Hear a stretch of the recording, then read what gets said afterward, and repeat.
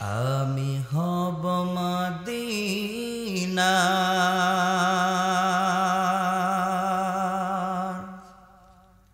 সারা বেলার ঝাড়ুদার, রওজার কিনারে কেটে যাবে দিন আমার। আমি হব মদিনার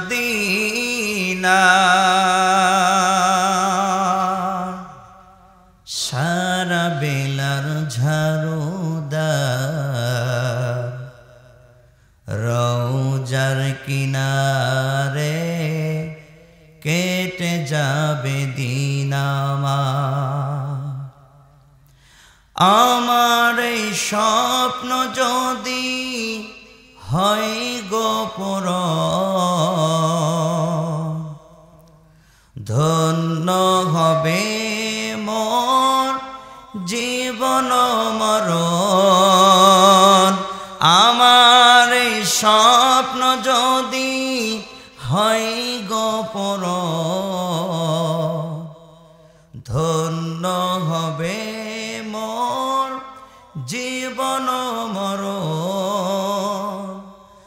আমি হব মদিনার সারা বেলার ঝাড়ুদার, রওজার কিনারে কেটে যাবে দিন আমার। বলেন আমি হব মদিনার,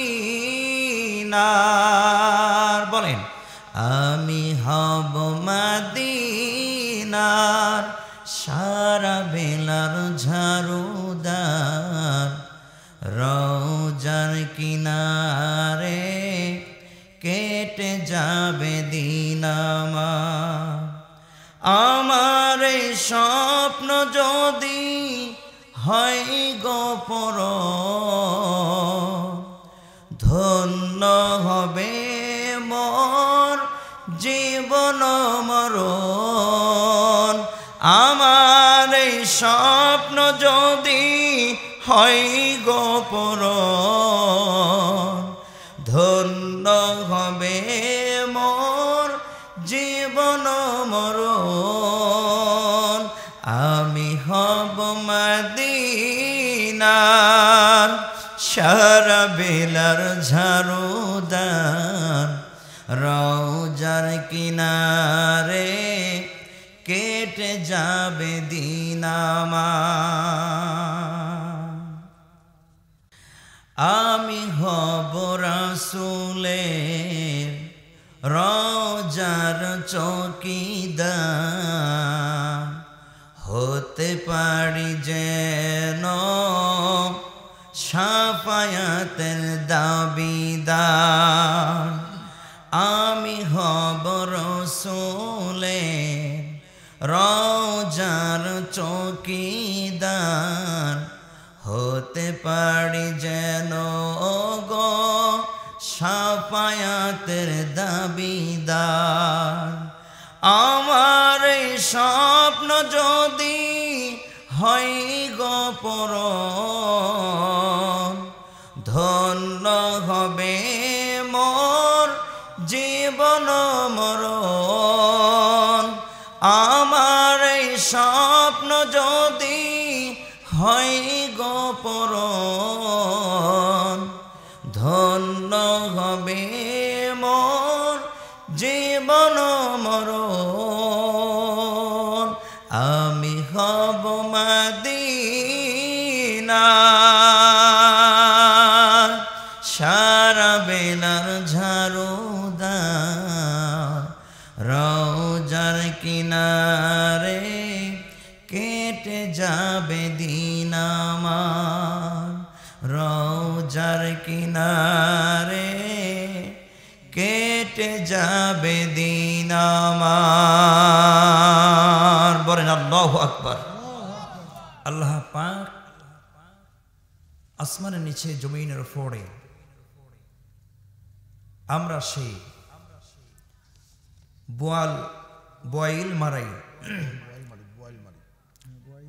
বয়েল মারি বাজারে জামে মসজিদের উন্নয়ন কল্পে বিরাট তাফসিরুল বিরাট ইসলামী জালসা,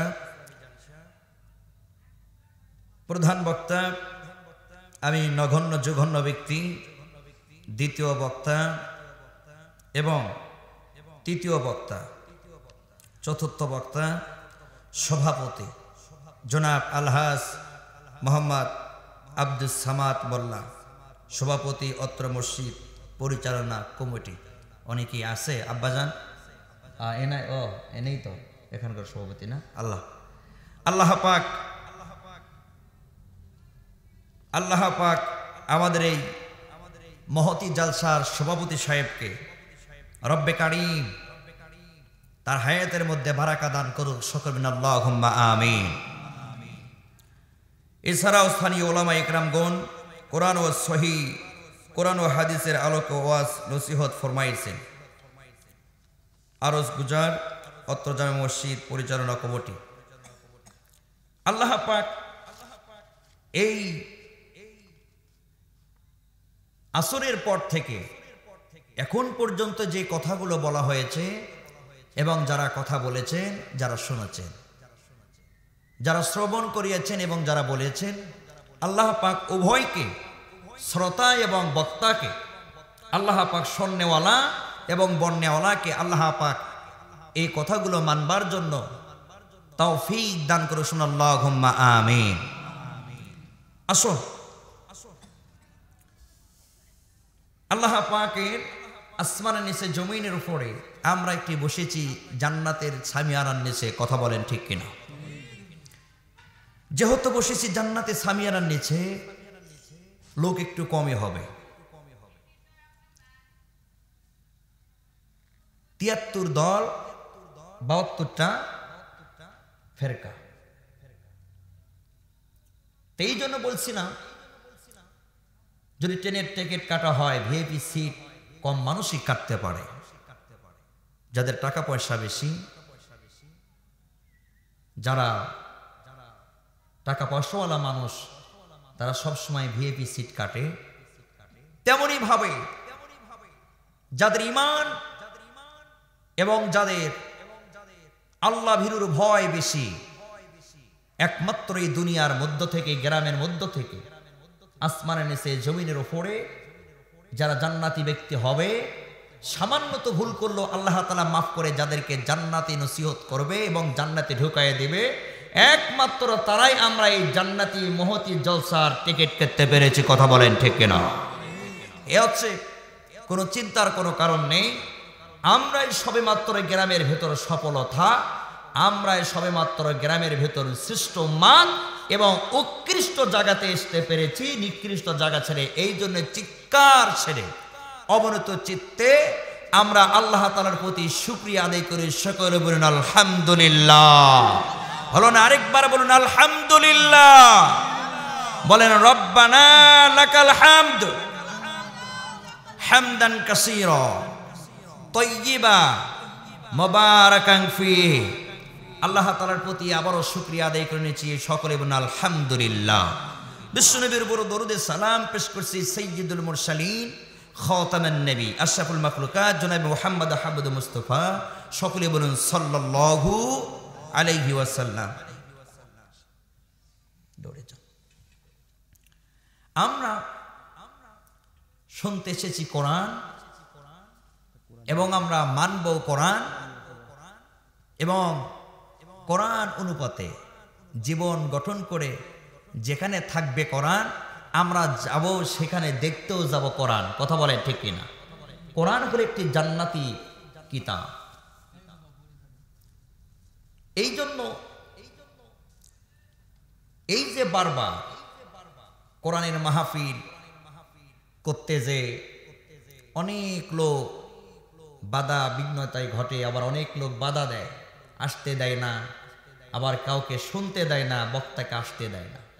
আসলে কি আল্লাহ পাক কোরআনুল কারীম কোন একটা মানুষের মাধ্যম দিয়ে পরিচালনা করবে? না, আল্লাহ পাক নিজেই দায়িত্ব নিয়েছে এই কোরআনের হেফাজতের দায়িত্ব, কথা বলেন ঠিক কিনা? আর যারা কোরআনের বিরোধিতা করে আসছে, ইতিপূর্বেও করেছে, এখনো যারা করতেছে, সামনেও যারা করবে, আসলে কোরআনকে বিরোধিতা করে কোরআনের বয়ান এবং কোরআনের আলোচনা কখনোই ক্ষান্ত করা সম্ভব নয়, এই পৃথিবীর থেকে মুছে দেওয়া সম্ভব নয়। কেন? আল্লাহ পাক এই কোরআনুল কারীমের দায়িত্ব নিয়েছে এবং বলেছে আমি হেফাজত করব। এবং শুধুমাত্র তাই নয়, আল্লাহ পাক বলেছে কুল লাহাবিতু মিনহা জামিআ ফাইম্মা ইয়াতিয়ান্নাকুম মিন্নি হুদা ফামান তাবিআ হুদায়া ফালা খাউফুন আলাইহিম ওয়ালা হুম ইয়াহজানুন। যারা কোরআনের পক্ষে থাকবে, যারা কোরআনের কথা শুনবে, যারা কোরআনকে মানবে, সামান্যত মানুষ তাদের দেখতে পারবে না, তাদের ভালোবাসবে না, কিন্তু আল্লাহ পাক এখানে বলে ওয়ালা খাউফুন আলাইহিম ওয়ালা হুম ইয়াহজানুন। ও বান্দা, ভয় করার কোনো কারণ নেই। তোমার দেওয়ালে যখন পিঠ ঠেকাইয়া যাবে, আমার পক্ষ থেকে তোমাকে সহযোগিতা করব না। সুবহানাল্লাহ। আর এত সময় পর্যন্ত তোমার পরীক্ষা নেই, এত সময় পর্যন্ত তোমার পরীক্ষা নেই।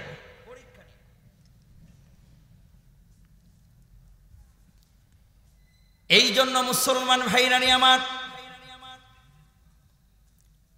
এই পৃথিবীর মাঝখানে আমরা অনেক সময় দেখেছি,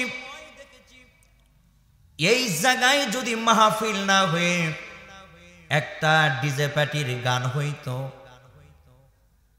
একটা নর্তকী নিয়ে এসে নাচানো হইতো, এক বন্ধু হয়ে আরেক বন্ধুরে খবর দিতাম, ও বন্ধু আসো, অমুক মাঠে ডিজে পার্টির গান হবে, শুনতে যেও।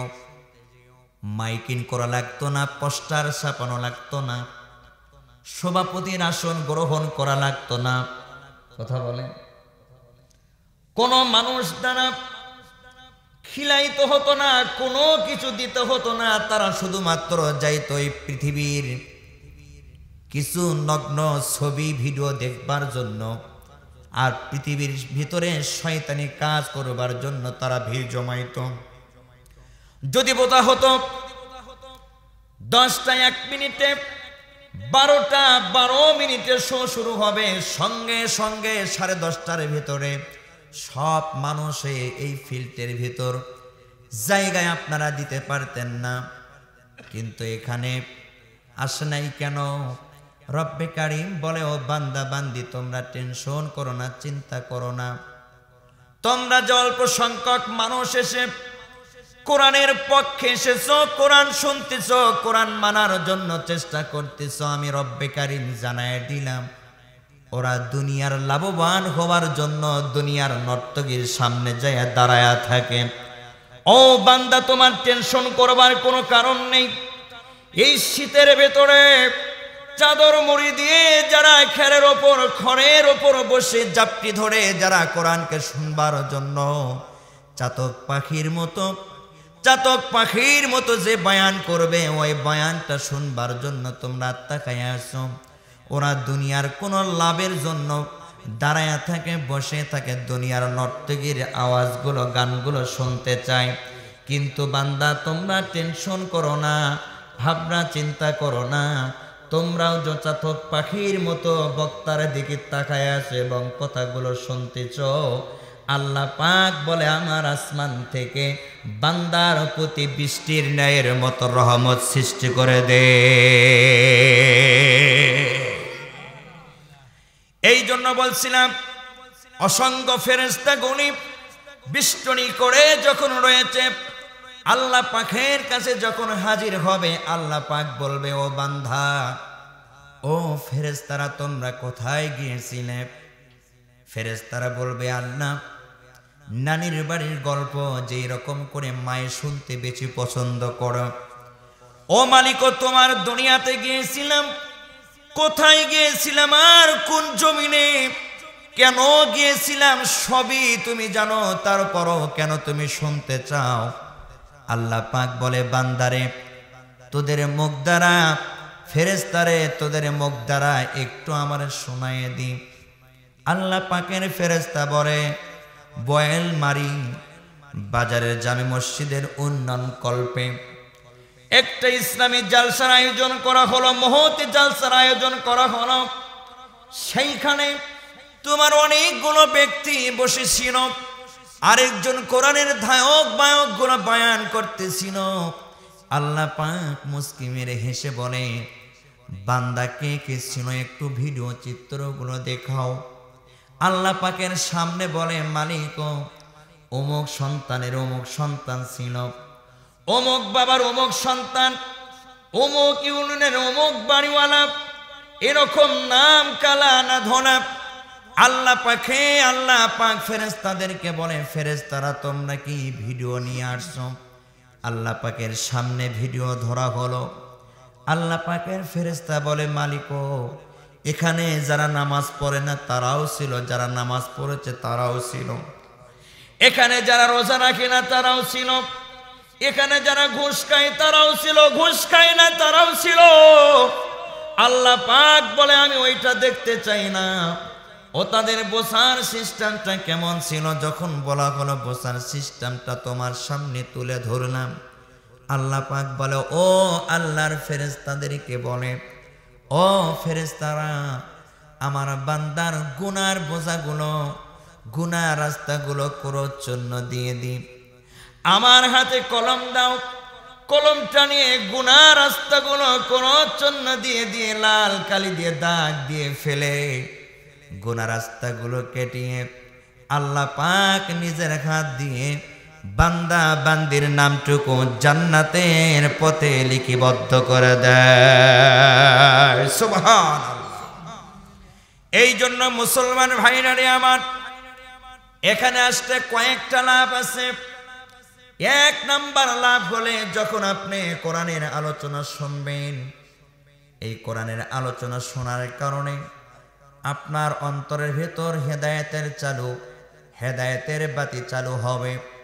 আর যখন হেদায়েতের বাতি চালু হবে, একবার যদি আপনার মন মসজিদ দিকে হয়ে যায়, মাদ্রাসার দিকে হয়ে যায়, একবার যদি আপনার ওই হৃদয়ে হেদায়েতের তালা খুলে যায়, একবার হেদায়েতের পথে যদি চলে যান, পৃথিবীর কোনো টাকা পয়সা, কোনো ক্ষমতা, রাজা বাদশার লোভ লালসা দিয়ে আপনাকে পৃথিবীর কোনো লোভ লালসাই ফালাতে পারবে না। হেদায়েতের পথ থেকে আপনি আর শয়তানি পথে যাইতে পারবেন না। এই জন্য মুসলমান ভাইরা আমার, যারা কোরআনের পক্ষে থেকেছিল আর যারা কোরআনের পক্ষে প্রত্যাখ্যান করবার জন্য যারা কোরআনের পক্ষে কাজ করে, অনেক সময় দেখবেন তাদের ফাঁসি হয়, তাদের জেল হয়, তারা খুন হয়, গুম হয়, তারা পৃথিবী থেকে নিশ্চিহ্ন হতে শুরু করে দেয়। কিন্তু তবুও তারা এই কোরআনের পক্ষে বিপক্ষে অবস্থান করে না। মৃত্যু হয়ে গেলে, ফেসিও হয়ে গেলে, তারপরও কোরআনের পক্ষে অবস্থান করে। কথা বলেন ঠিক কিনা? এই জন্য আল্লাহ পাক বলে, ওয়াজাহিদুনা ফি সাবিলিল্লাহ, যারা জিহাদ করবে, যারা জীবনটারে ফি সাবিলিল্লাহ করে দিবে, তাদের কোনো ভয় নাই, তাদের কোনো চিন্তা নাই। তারা যখন মারা যাবে, মারা যাওয়ার সঙ্গে সঙ্গে তারা জান্নাতুল ফিরদাউস থেকে একটা সুড়ঙ্গ পথ শুরু হয়ে যাবে। বলুন সুবহানাল্লাহ। এই জন্য রাসূল আকরাম সাল্লাল্লাহু আলাইহি ওয়াসাল্লাম, মতার প্রান্তে যুদ্ধ হবে, এমন সময় রাসূল আকরাম সাল্লাল্লাহু আলাইহি ওয়াসাল্লাম সাহাবীদেরকে যুদ্ধর জন্য তাদেরকে বলতেছিল, আজকে সেনাপতির দায়িত্ব, মতার প্রান্তে যে যুদ্ধ হবে, রাসূল আকরাম সাল্লাল্লাহু আলাইহি ওয়াসাল্লাম 313 জনকে ঐক্যবদ্ধ করল, সাহাবীদের মাঝখানে বয়ান দিল, ও সাহাবীরা, এই যুদ্ধ সেনাপতির দায়িত্ব পালন করবে আমার পালক পুত্র যায়েদ বিন হারেস। বলল লাব্বাইক।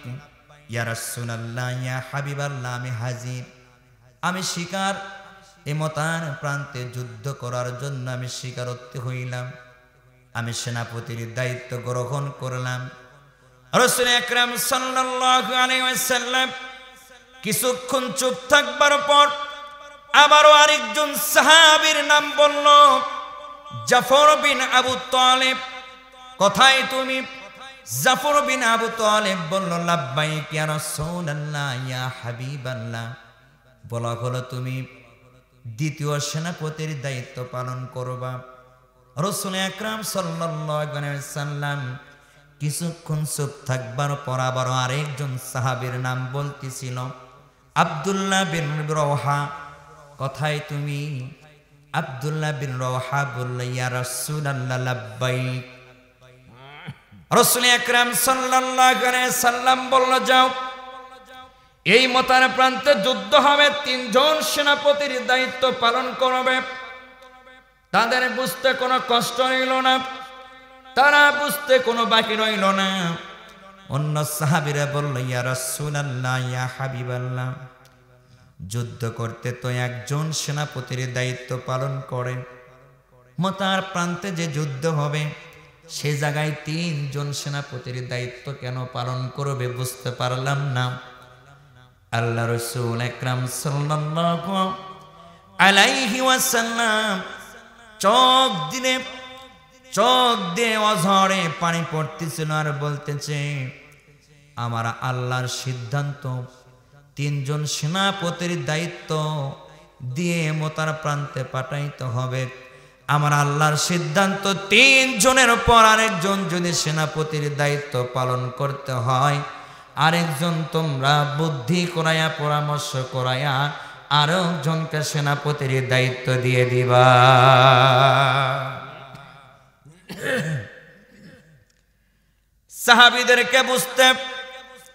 সাহাবীরা বুঝতে বাকি রইল না। সাহাবীরা বলছে, হ্যাঁ বুঝতে পারলাম, এক যুদ্ধই যদি তিনজন সেনাপতির দায়িত্ব পালন করি তাহলে আমরা বুঝতে পারলাম। রাসূল আকরাম সাল্লাল্লাহু আলাইহি ওয়াসাল্লাম আবারও বলছে, পরেক্ষণে যদি তিনজন ব্যর্থ হয়ে যাও তাহলে আরেকজনের সেনাপতির দায়িত্ব তোমরা দিয়ে দিও। এই তিনজন খুশখবরই আলাপ করতেছে আর বলতেছে, ভাই আমরা তিনজনে শহীদ হয়ে যাব, এত কোনো সন্দেহ নাই। আল্লাহর পক্ষ থেকে যা ফয়সালা হয় রাসূল তো সেই ফয়সালাই আমাদের দিয়ে থাকে। রাসূলের জীবন দশায় একটাও নিজের থেকে কথা বলে নাই, সব কথাগুলি আল্লাহর পক্ষ থেকে ওই হিসেবে এসেছেন। রাসূল সাল্লাল্লাহু আলাইহি সাল্লাম সাহাবীদের মাঝখানে বলেছেন, কথা বলেন ঠিক কিনা? আল্লাহ পাক বলে, রাসূল আপনার কণ্ঠ দিয়ে যদি আমার কথা ব্যতীত অন্য কথা বের হয়, আপনার কণ্ঠনালীকে আমি চেপে ধরব। অতএব আপনি আমার কথা বাদ দিয়ে আমার কথা ব্যতীত অন্য কোনো কথা আপনি নিজের মন গড়া ভাবে বলতে পারবে না। রাসূল আকরাম সাল্লাল্লাহু আলাইহি ওয়াসাল্লাম বলল, যাও তোমরা বাড়িতে যাই বিদায় নিয়ে চলে আসো। যাও তোমরা তিনজন বাড়িতে যাও, বিদায় নিয়ে চলে আসো।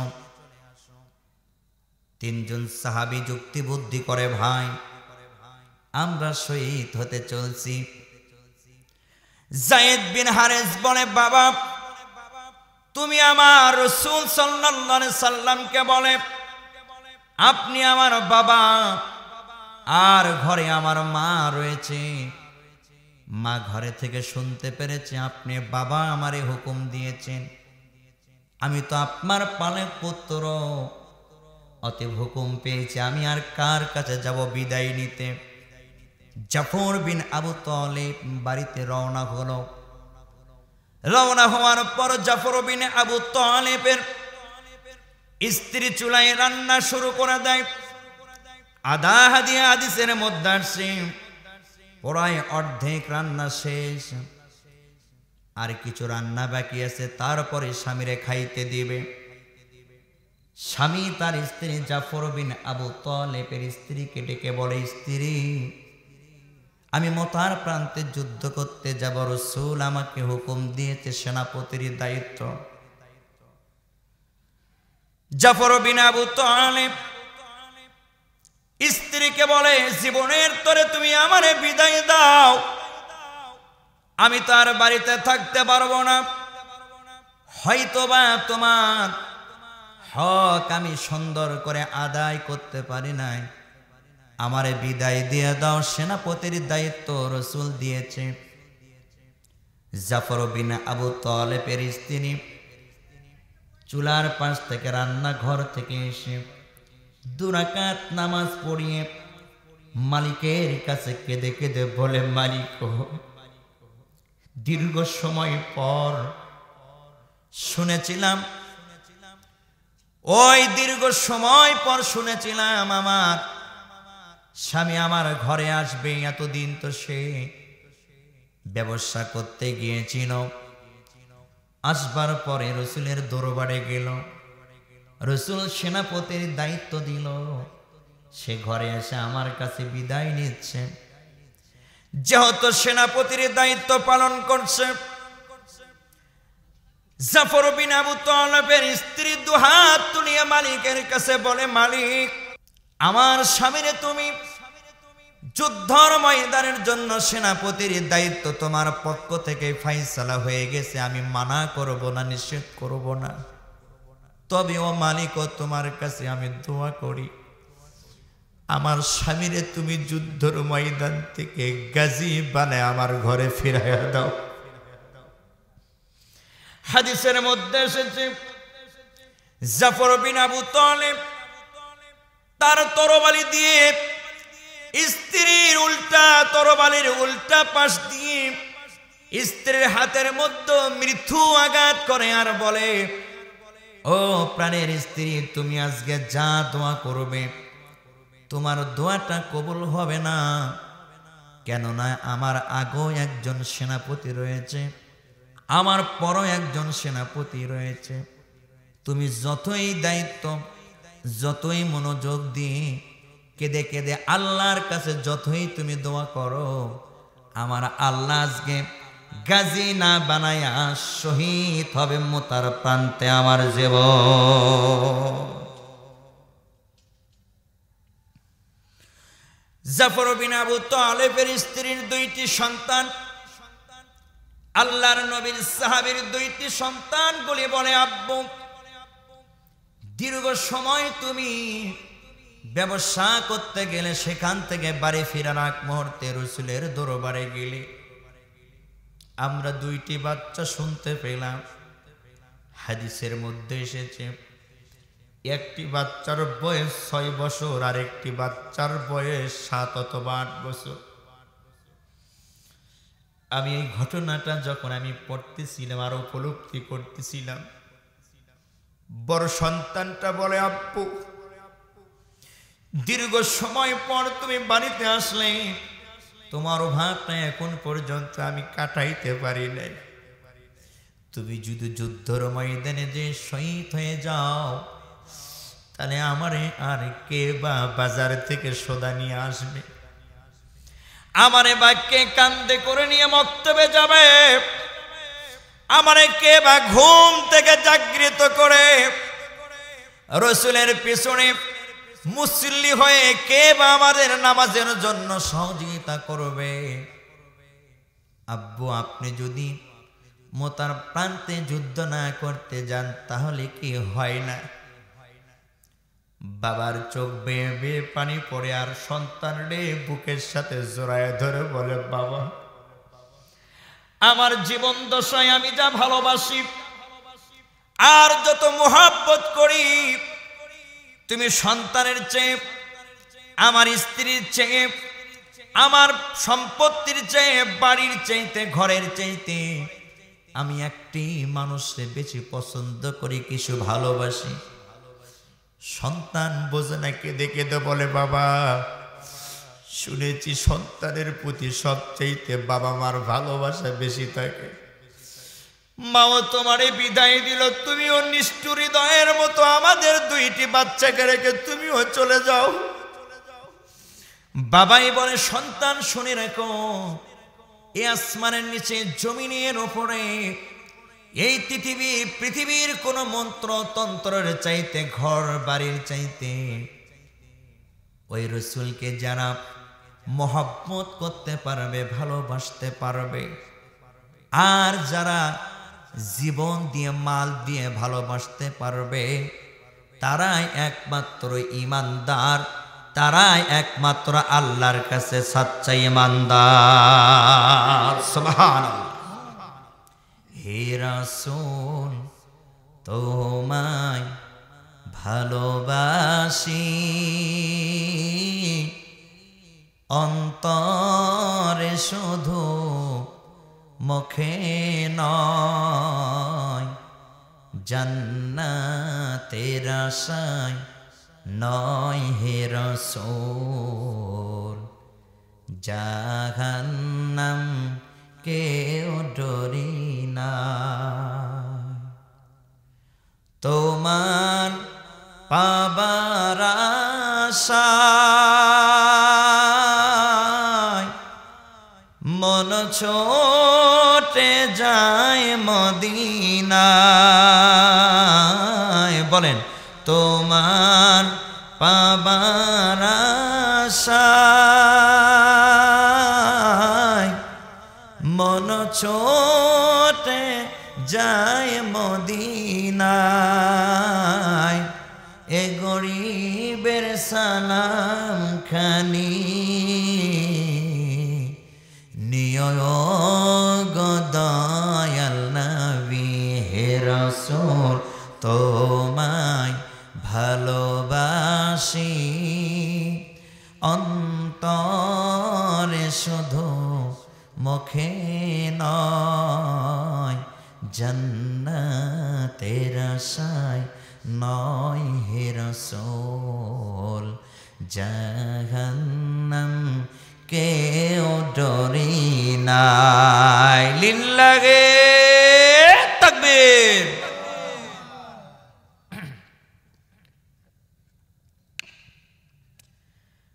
আল্লাহর নবী সাহাবী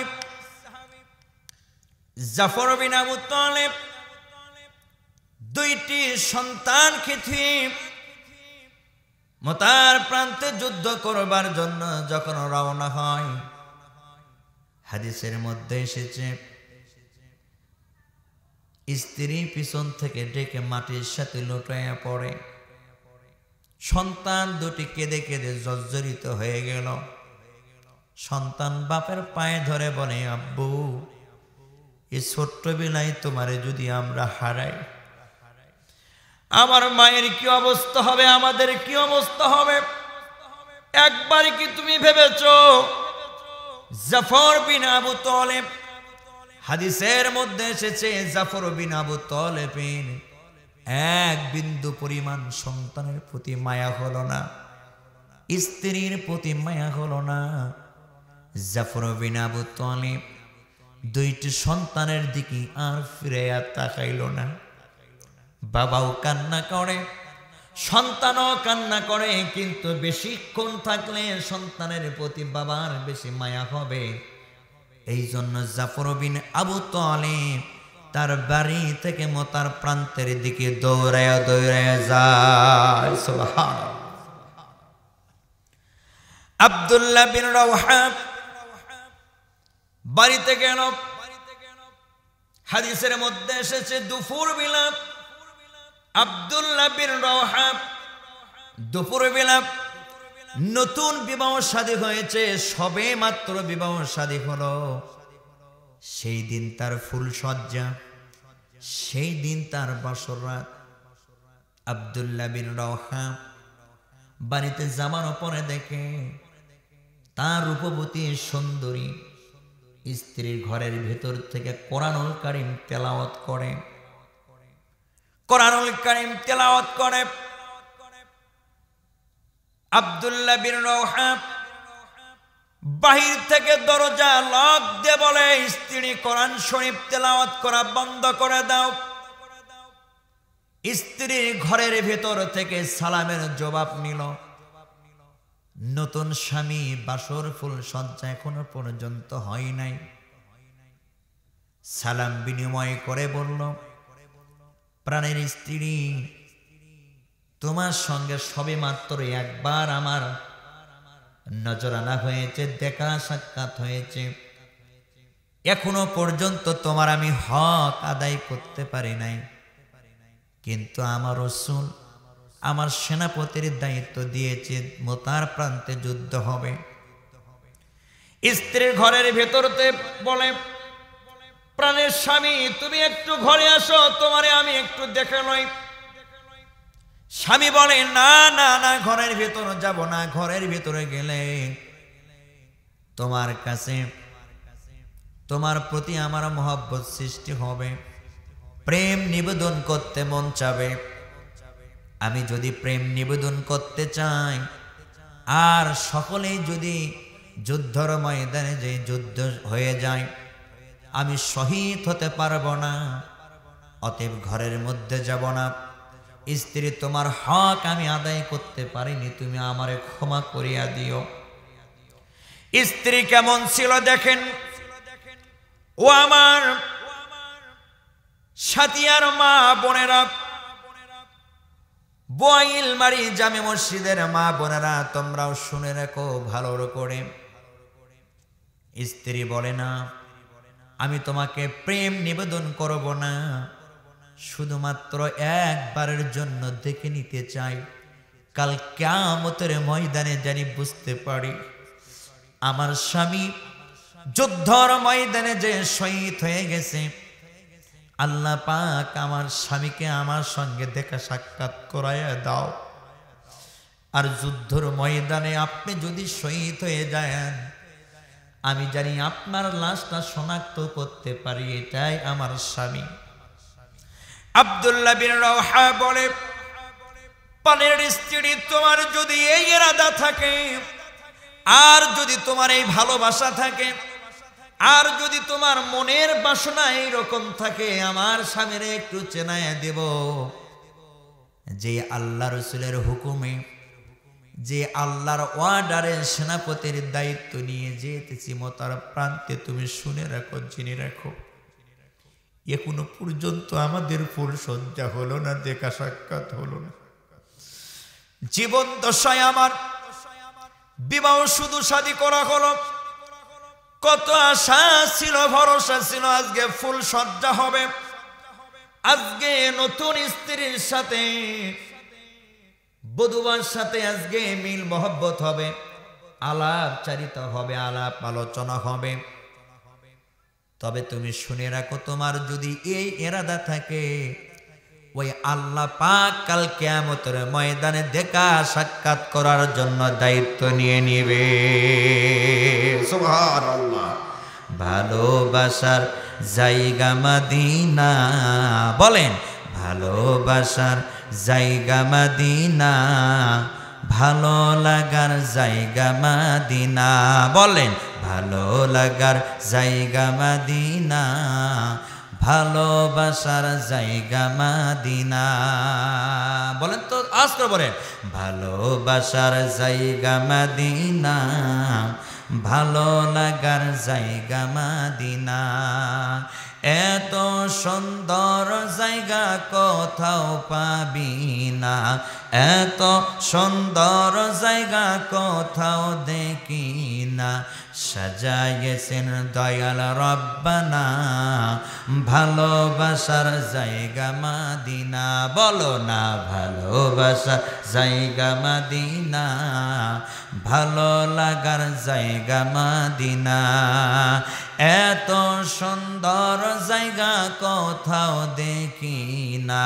দেখেছেন, দেখেছেন, এমন সুন্দর জায়গা কোথাও দেখি না, সাজিয়েছেন দয়াল রব্বানা, ভালো লাগার জায়গা মদিনা। বলো না, ভালোবাসার জায়গা মদিনা, ভালোবাসার জায়গা মদিনা। মদিনা শরীফে নূরের খাজানা, আশিক সারা অন্য বোঝে না, খাজানা মাদিনা শরীফে নূরের খাজেনা আশিক সারা অন্য বোঝে না একদিন যাব আমরা মদিনা বলো না ভালোবাসার জায়গা মদিনা ভালো লাগার জায়গা মদিনা ভালোবাসার জায়গা মদিনা লিল্লাহে তাকবীর লিল্লাহে তাকবীর আল কোরআনের আলো আল হাদিসের আলো কোরআন হাদিস যেখানে মদ জুয়া যেখানে তাবারক যেখানে তাবারক আছে যেখানে মহা সমস্যায় হয়েছে আল্লাহ রে তাবারক আছে যেখানে আমরা নেই সেখানে আর যদি তাবারক থাকে তার যদি পরে যদি বলি আমরা নেই সেখানে আর হুজুরে যদি ধরে আমরা নাই সেখানে এখন তাবারক নিচ্ছেন কেন মহা সমস্যা না তালের সাথে তাল মিশানো যাবে না তালের সাথে তাল মিশানো তালের সাথে তাল মিশানো যাবে না তিনজন সাহাবী মোতার প্রান্তে যুদ্ধ করতেছে কয়জন তিনজন সাহাবীর সঙ্গে অসংখ্য ফেরেশতা রয়েছে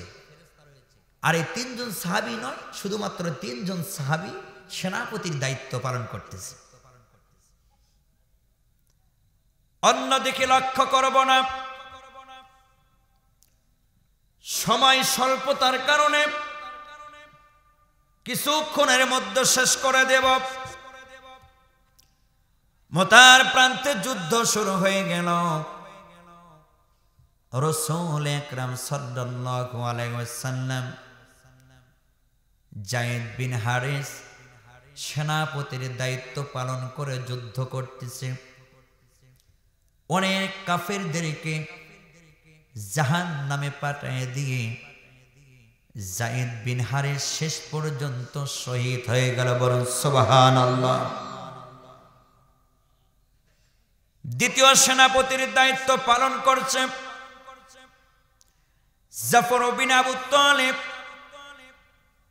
জাফর বিন আবু তালিবের কথা হাদিসের মধ্যে এসেছে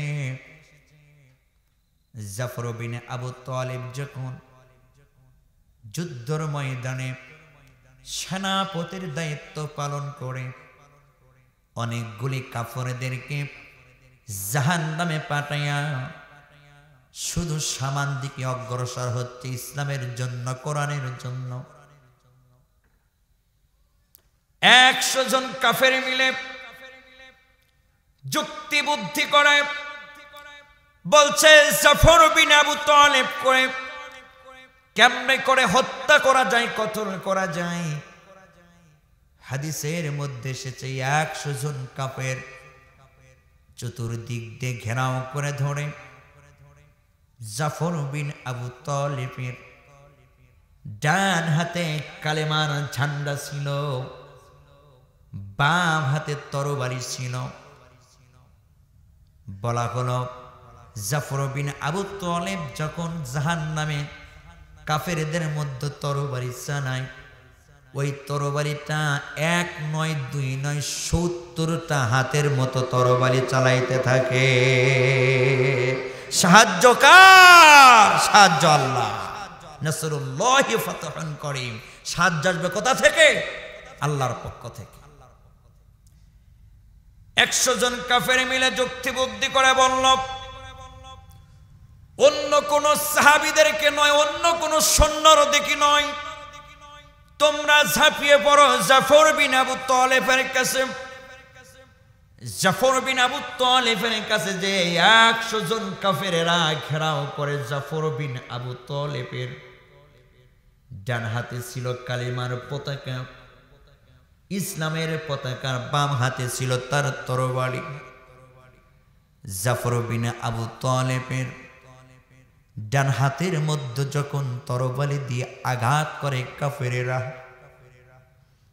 ডান হাতটা বুকের সাথে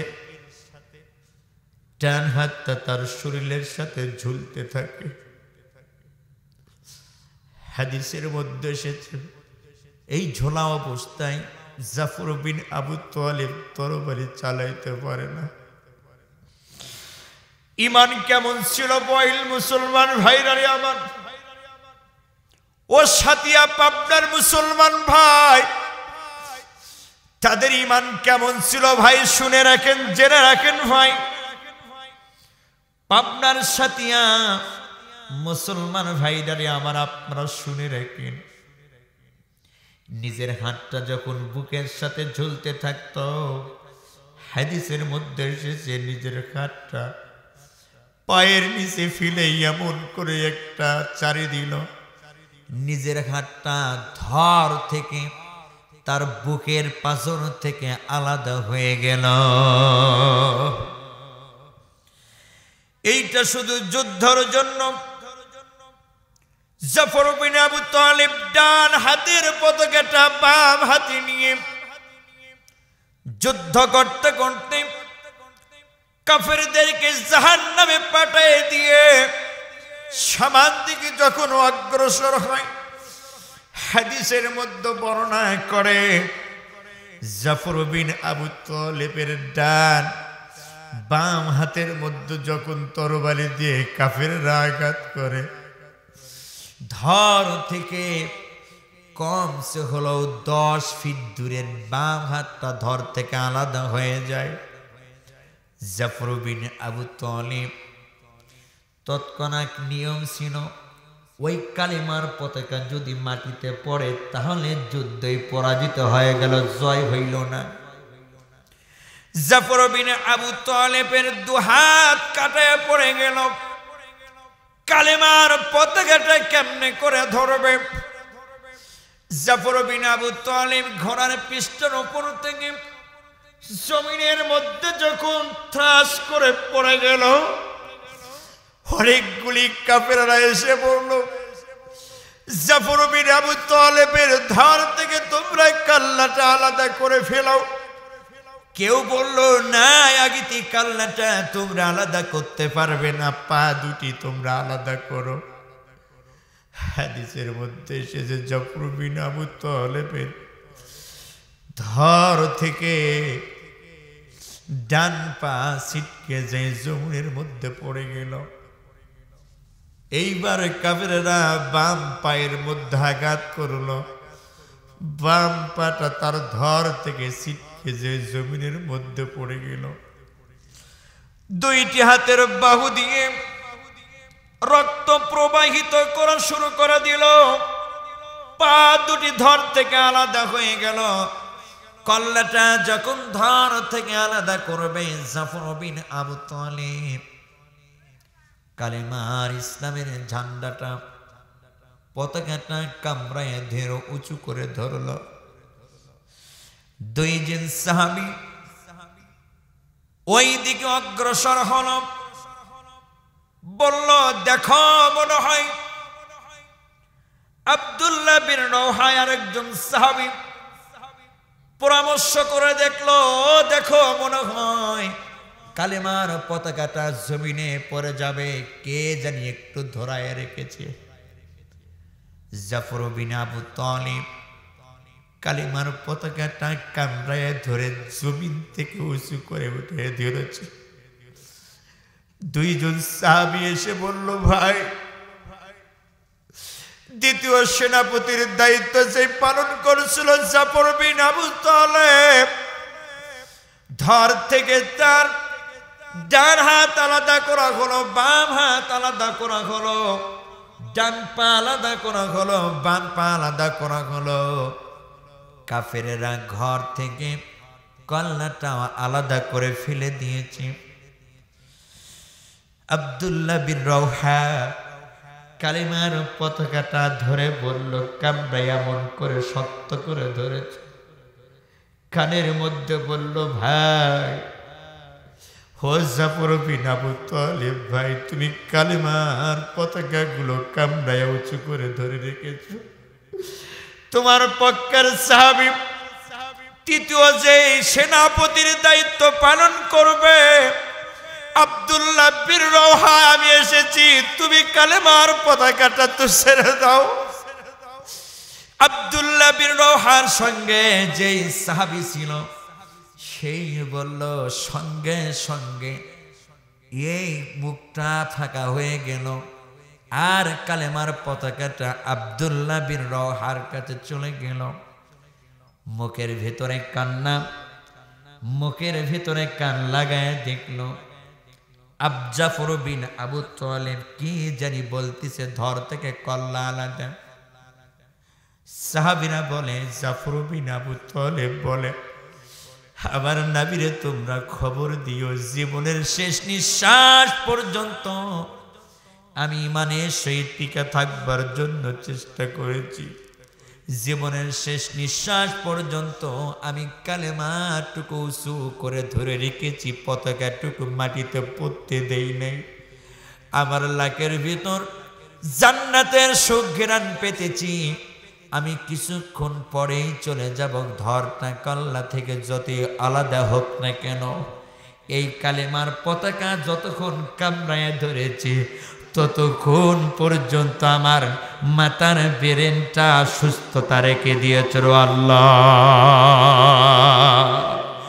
ও সাতিয়া পাবনার মুসলমান ভাইরা রে আমার, যারা ইমানের পক্ষে কাজ করবে, যারা কোরআনের পক্ষে কাজ করবে, যারা ইসলামের পক্ষে অবিচল থাকবে, তারা কোনোদিন ভয় পাবে না, তারা কোনোদিন শেষ হবে না, তাদের কোনোদিন মৃত্যু হবে না।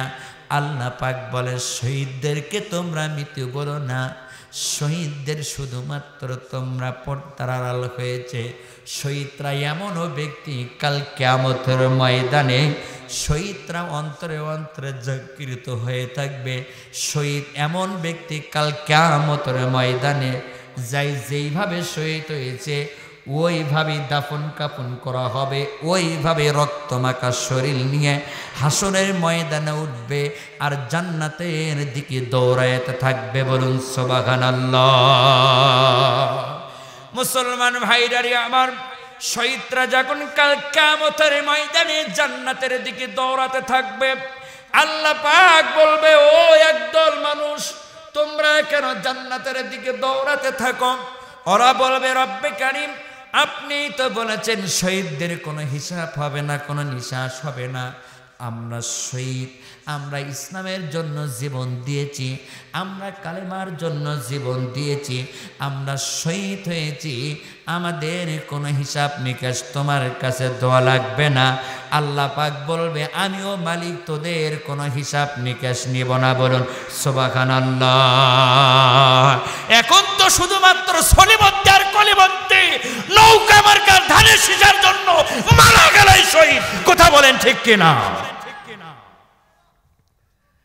কেউ যাচ্ছে নৌকার জন্য মারা, আর কেউ যাচ্ছে ধানের জন্য মারা। দুই দলের জন্য মিয়া মারা যাওয়ার পর বড় শহীদ, শহীদ তোমার দিবে, তুমি আসো। রাস্তার মোড়ে মোড়ে লেখে, জাবেদ আলী শহীদ, শহীদের চরণে সড়ক, জাবেদ আলী শহীদ, অমুক মুনুক অমুক তমুক, সলিমদ্দি কলিমদ্দি শহীদ হয়ে গেছে, এইটা সড়ক বানাও, এটা আন্তর্জাতিক বিমানবন্দর বানাও, এটা সেটা অনেক কিছু বলে। কিন্তু ধানের শীষের জন্য আর যদি নৌকার জন্য মরা হয়, আর যদি বলা হয় আমি শহীদ, ওরা ডান্ডা বেরি দিয়ে একটু সাইজ করবে ফেরেশতা। কথা বলেন ঠিক কিনা? কথা বলেন। এই জন্য বলছিলাম, কিছুক্ষণ আগে শুনলাম যে আপনাদের এলাকায় একটি অকরাঞ্চ ঘটার কারণে আজকে মাহফিলে মানুষ পাওয়া যাচ্ছে না। আরে মিয়া, তুমি কার জন্য কি করো? তুমি কার জন্য তরবারি ধরো আর কার জন্য কাকে মারো? তোমরাই তো ভাই ভাই, তোমরাই তো ভাই ভাই, তোমরাই তো মুসলমান। একটি মুসলমানের হাতে আরেকজন মুসলমানের রক্তাক্ত হওয়া মানে, আল্লাহ পাক বলে, বেশক ওই উৎকৃষ্ট হওয়ার মানে একজন মুসলমানের হাতে আরেকজনের রক্ত যখন লাগছে, সেই ব্যক্তিটা জাহান্নামী, জাহান্নামী, জাহান্নামী। কথা বলেন ঠিক কিনা? রক্তপাত করা কি ইসলামের শোভা পায়? রক্তপাত করা কি আমি একজনে মেরেছি আরেকজন আমারে মারতেছে, আমি হাজার দিন মানুষকে খুন করেছি, আবার সেও আমারে খুন করার জন্য তাকায় আছে। এই জন্য বলছিল আল্লাহ তাআলা বলছিল ইন্নাল মুসলিমিনা ওয়াল মুসলিমাত ওয়াল মুমিনিনা ওয়াল মুমিনাত ওয়াল কানিতিনা ওয়াল কানিতাত। ও মুসলমান, ও জাতি, তোমরা বোঝো না? তোমরা কেন বোঝো না? তোমরা যে কর্ম করবে তার ফল পাবে। এই জন্যই আমাদের অন্তরটা ইসলামের সাথে থাকা দরকার আছে কিনা? কথা বলেন, কথা বলেন। এই জন্য বন্ধু সিলেক্ট করতে পারি না আমরা বন্ধু সিলেক্ট করি তখন এক পুরা গাঁজা দেবে তাদেরকে আমি বন্ধু বানাই। কথা বলেন ঠিক কিনা? আর মসজিদের ইমাম এত ভালো ভালো কথা বলে, মসজিদের ইমামের কোনো বন্ধু নাই। মসজিদের ইমাম ভালো নয়, যারা 5 ওয়াক্ত নামাজ পড়ে তারা ভালো নয়, যারা মুখে দাড়ি রাখে তারা ভালো নয়, যারা মাথায় টুপি পরে তারা ভালো নয়। শুধুমাত্র ওর ভাল লাগে টিপি দেখে গাজারু সুদারু আর মুদারু। কথা বলেন ঠিক কিনা? সুদারু আর মুদারু আর গাজারু আর ঘুষারুরে বানাইছো তুমি বন্ধু, কাল কিয়ামতের ময়দানে ওই সুদারুর সাথে আর ঘুষারুর সাথে তোমার হাসন নাসর হবে। আর হাসন নাসর যদি সুদারু আর মুসারুর সাথে হয় আর গাজারুর সাথে হয়, তোমার সাইজ যে কেমনে ফেরেশতা করবে আল্লাহ পাক জানে আর ফেরেশতা জানে, আমাদের বলা সম্ভব নয়। কথা বলেন ঠিক কিনা? এই জন্যই উদার আহ্বান করে আপনাদেরকে জানাবো, ইসলামের পক্ষে থাকে আমরাই ভাই ভাই রক্তপাত না করি। বলুন সুবহানাল্লাহ।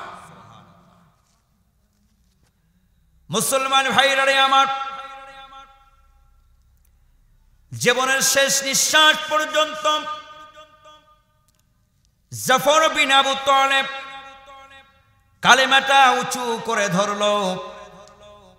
আব্দুল্লাহ বিন রওহার হাতে কালেমার ঝান্ডা চড়ে গেল।